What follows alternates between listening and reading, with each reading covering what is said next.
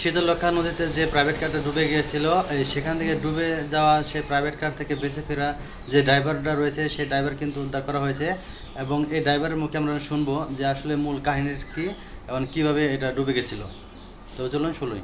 সামনে একদম সামনে রাখার পরে কইতাছে গাড়িটা সুন্দর করে পার্কিং করে রাখেন সোজা করে আর একটু এই সাইডে চাপায়।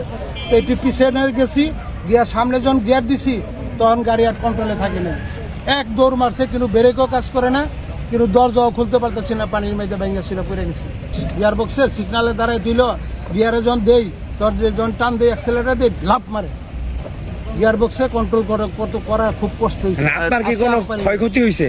আমার একটু একটু কাটছে, এই যে কাটছে এখানে।